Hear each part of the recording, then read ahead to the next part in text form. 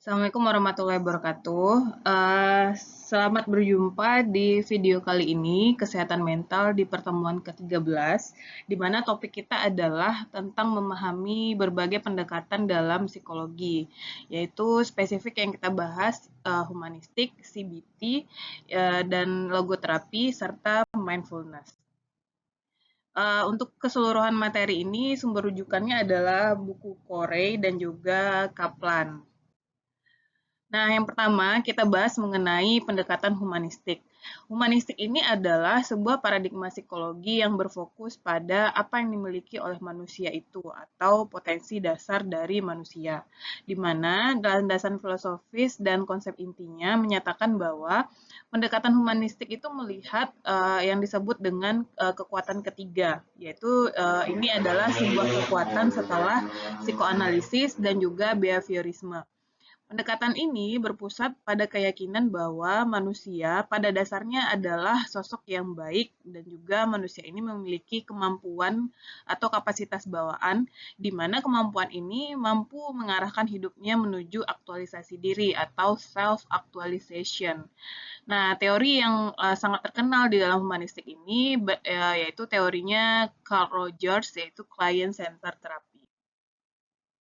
Nah, menurut Corey sendiri, ada beberapa kondisi yang memungkinkan individu itu menjadi bertumbuh. Yang pertama disebut dengan congruence atau kesesuaian, di mana pada saat ini sebagai seorang terapis, kita harus menjadi terapis yang otentik atau orisinil, jujur, dan transparan dalam hubungan terapeutik, yaitu hubungan yang profesional melibatkan antara profesional dengan kliennya. Yang kedua, di dalam terapi ini harus ada unconditional positive regard, yaitu penghargaan positif tanpa syarat. Nah, bentuknya adalah sebagai seorang profesional, kita menerima dan menghargai klien sepenuhnya tanpa adanya judgement atau penilaian atau persyaratan apapun. Nah, yang ketiga, adanya empati yang akurat atau accurate empathic understanding, di mana pada masa ini merasakan bahwa dunia klien yang sifatnya personal itu adalah milik dia sendiri. Dan kemudian kita harus mengkomunikasikan pemahaman ini kembali kepada klien. Nah, di dalam humanistik itu ada konsep penting yang kita kenal dengan istilah konsep diri atau self concept. Di mana self concept ini merupakan persepsi individu terhadap dirinya sendiri.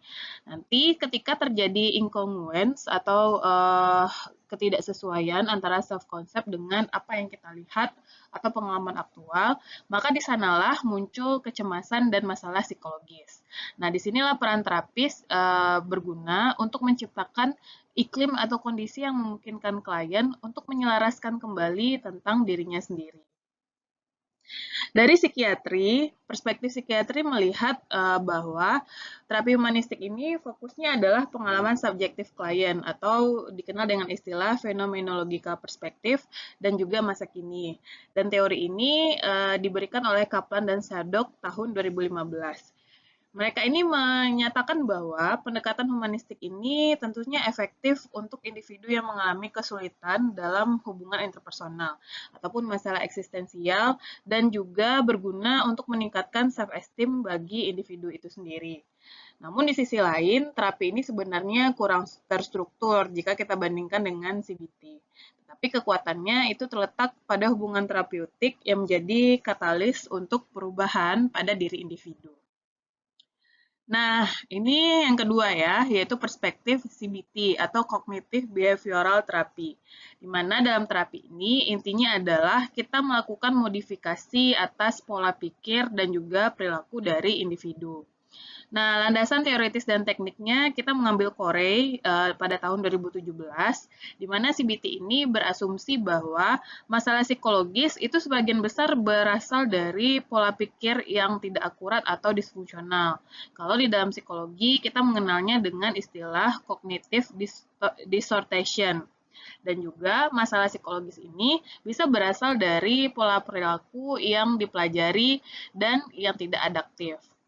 Nah, dalam teknik ini, terapi ini sifatnya pragmatis, terus juga berorientasi pada masa kini, dan terapi CBT ini memiliki ciri khas yaitu sangat sistemik atau sangat terstruktur.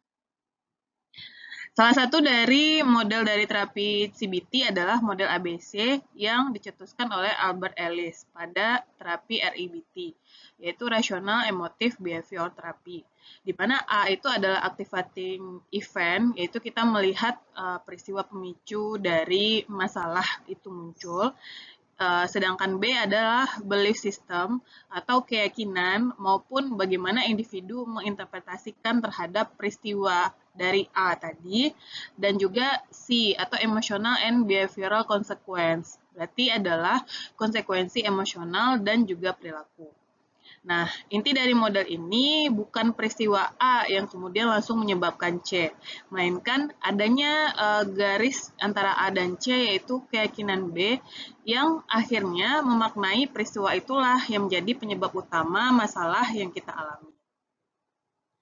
Nah, teknik-teknik utama di dalam CBT ini, yang pertama adalah restrukturisasi kognitif, yang kedua behavioral experiment, yang ketiga exposure, dan yang keempat adalah homework. Di mana keempat teknik ini biasanya dipakai secara mendominasi atau satu teknik saja, tetapi kadang juga dipakai bersamaan. Yang pertama adalah teknik restrukturisasi kognitif, di mana teknik ini mengidentifikasi dan juga menantang pikiran negatif yang otomatis muncul ketika ada pemicu seperti permasalahan tadi. Kemudian kita merestrukturisasinya dengan cara menggantinya dengan pikiran yang lebih realistis dan juga lebih adaptif. Nah, sedangkan yang kedua, behavioral experiments atau eksperimen perilaku, ini berarti teknik yang menguji validitas keyakinan negatif melalui tindakan langsung. Jadi misalnya kalau si individu merasakan adanya kecemasan terhadap suatu objek, kita datangkan objek itu atau mungkin kita uji jika dia bertemu dengan objek itu, apa nih keyakinan yang muncul pada diri klien kita. Nah, teknik selanjutnya adalah exposure atau paparan. Nah, ini terkhusus pada klien-klien yang mengalami gangguan kecemasan. Exposure itu dilakukan dengan cara secara bertahap, klien dihadapkan pada situasi yang ditakutinya tersebut. Tapi tentu saja kita melepaskan klien dalam kondisi yang aman. Memang betul-betul kita pastikan secara fisik, secara psikologis, klien memang siap dengan di exposure ini.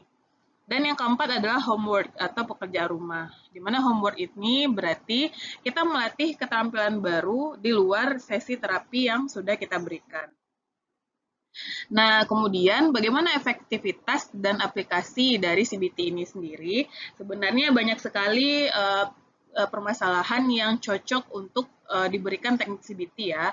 Karena CBT ini adalah salah satu pendekatan yang paling banyak diteliti dan akhirnya terbukti efektif secara empiris untuk berbagai kondisi. Anggaplah untuk gangguan depresi, gangguan kecemasan. Gangguan kecemasan ini bentuknya juga ada seperti GAD atau Generalized Anxiety Disorder, Panic Disorder, Fobia, terus juga ada PTSD atau Post Traumatic Syndrome dan juga gangguan makan. Nah, kenapa CBT ini dianggap cocok? Karena CBT ini sifatnya adalah psikoedukatif ya, di mana terapis itu berperan sebagai coach atau pelatih yang secara aktif berkolaborasi dengan klien agar tujuan terapi itu bisa dicapai atau bisa diraih. Nah, selanjutnya ada yang disebut dengan logoterapi, di mana logoterapi ini merupakan terapi yang bertujuan mencari makna dalam hidup klien. Nah, menurut Corey, logoterapi ini landasannya adalah eksistensial, di mana tokohnya yang pertama kali mengembangkan logoterapi adalah Viktor Frankl. Nah, logoterapi ini karena dikembangkan oleh Frankl, sering disebut sebagai aliran Wina ketiga dalam psikoterapi. Jadi setelah Freud dan Adler, maka logoterapi ini adalah paradigma lainnya yang juga berkembang dengan pesat. Nah, inti dari aliran ini adalah logoterapi itu memandang bahwa keinginan utama manusia itu sebenarnya bukan enjoy, bukan kesenangan, tetapi will to meaning atau melainkan pencarian dalam makna hidupnya. Nah, logoterapi melihat bahwa ketika manusia itu memandang kehidupan, mereka memaknai dalam segala situasi. Di mana ini contohnya makna bisa ditemukan oleh manusia bahkan dalam penderitaan yang tidak terhindarkan. Misalnya, Frankl sendiri menemukan makna selama bertahan di kamp konsentrasi Nazi. Dalam keadaan yang sangat sulit, akhirnya dia menemukan bagaimana makna di dalam kehidupannya. Yang kedua, kunci dari logoterapi adalah kebebasan dalam berkehendak, di mana manusia itu memiliki kebebasan untuk memilih sikapnya terhadap nasib dan penderitaan yang menimpanya. Lalu yang ketiga adalah paradoxical intention atau trik sikap, di mana sebuah teknik di mana klien secara sengaja berharap untuk mengalami gejala yang ditakutkannya, sehingga ini bisa mengurangi kecemasan antisipatoris yang ternyata justru memperkuat munculnya gejala tersebut. Nah, fokus di dalam terapi logoterapi ini yaitu membantu klien menemukan makna dan tujuan dalam hidupnya melalui 3 cara. Yang pertama, dengan menciptakan suatu karya atau melakukan suatu perbuatan. Yang kedua, dengan mengalami sesuatu atau mengenal seseorang. Dan yang ketiga, dengan sikap yang kita ambil terhadap penderitaan yang tidak terelakkan. Nah, apa relevansi klinisnya logoterapi ini? Yang pertama adalah logoterapi itu dianggap sangat berguna dalam menangani krisis eksistensial ataupun perasaan kosong atau eksistensial vakum dan juga depresi yang berlarut terkait dengan kurangnya tujuan hidup. Dan pendekatan ini sebenarnya banyak diterapkan dalam perawatan paliatif ya untuk membantu individu yang menghadapi penyakit terminal, misalnya survivor cancer, terus juga penyakit lain yang uh, individu ini harus berjuang dalam melawan sakitnya tersebut. Nah, yang keempat, ada yang disebut dengan mindfulness atau kesadaran penuh pada masa kini.